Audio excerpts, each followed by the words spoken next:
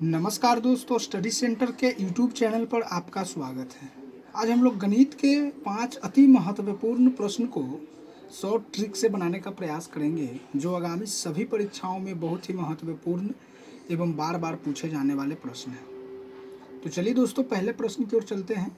हमारा पहला प्रश्न है, रुपये 9,576 में बेचने पर 14% का लाभ होता है, लागत मूल्य ज्ञात कीजिए। बहुत ही सिंपल है दोस्तों, 14% लाभ का मतलब है 114% पर वस्तु को बेचा कितने रुपए में? 9,576 रुपये में। अब लागत मूल्य पूछ रहा है दोस्तों, तो लागत मूल्य 100% होता है। हमसे 100% की वैल्यू पूछ रही है, तो ये क्या हो जाएगा? 9576/114 गुना में 100। अब इसको आप कटा लीजिए, तो ये आपको कटेगा दोस्तों 84 बार में। 84 में 100 से गुना कीजिएगा तो 84, यानी वस्तु का लागत मूल्य जो है दोस्तों वो 8,400 है। तो देखेंगे किस ऑप्शन में है, तो ऑप्शन नंबर बी जो है वो सही हो जाएगा।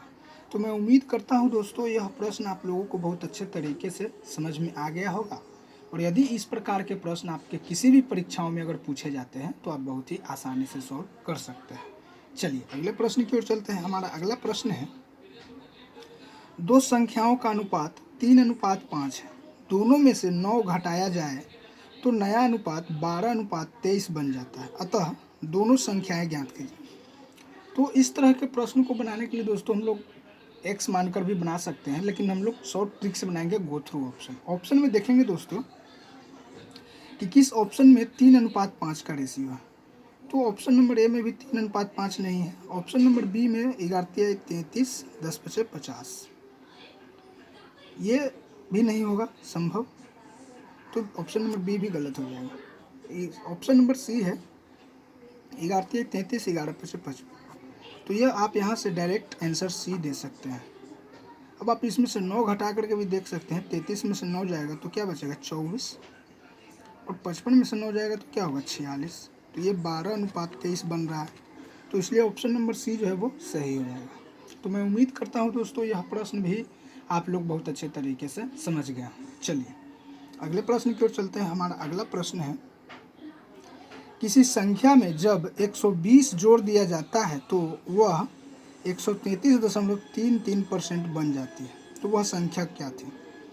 तो दोस्तों जैसा कि हम लोग जानते हैं कोई भी संख्या 100% के बराबर होती है, तो कह रहा है कि जब 120 जोड़ते हैं तो कितना बढ़ रहा है? 33.33%। ये बढ़ जाता है कब? जब 120 जोड़ा जाता है तब। तो इसको हम लोग क्या लिख सकते हैं? 1/3 लिख सकते हैं, यानी 1/3 जो है 120 के बराबर है। तो एक रेशियो का वैल्यू क्या हो जाएगा? बढ़ते 36, यानी 360। यानी संख्या क्या थी दोस्तों? वो 360। तो देखेंगे किस ऑप्शन में है, तो ऑप्शन नंबर ए जो है वो सही हो जाएगी। तो मैं उम्मीद करता हूँ दोस्तों यह प्रश्न भी आप लोग बहुत अच्छे तरीके से समझ गए होंगे।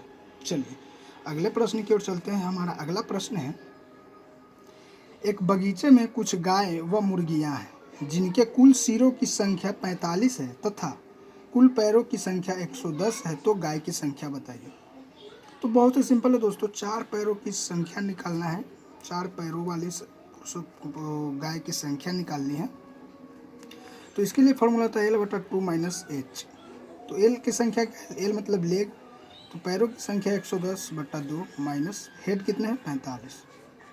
तो ये क्या हो जाएगा? 55 से बाद में कट जाएगा, तो 55 - 45 करेंगे दोस्तों तो क्या आएगा? 10। यानी गाय की जो संख्या है दोस्तों वो क्या है? 10 है। तो देखेंगे किस ऑप्शन में है, तो ऑप्शन नंबर ए जो है वो सही हो जाएगा। आपके किसी भी एग्जाम्स में अगर इस तरह के प्रश्न आते हैं तो आप इस फॉर्मूला से सॉल्व कर सकते हैं। 4 पैरों की संख्या निकाल लीजिए। यदि यहीं पे अगर प्रश्न पूछता कि मुर्गियों की संख्या कितनी है, तो देखिए दोस्तों 10 तो गाय की संख्या हो गई, और कह रहा है कि हेड की संख्या 45 है, तो 35 हो जाता गाय मुर्गियों की संख्या।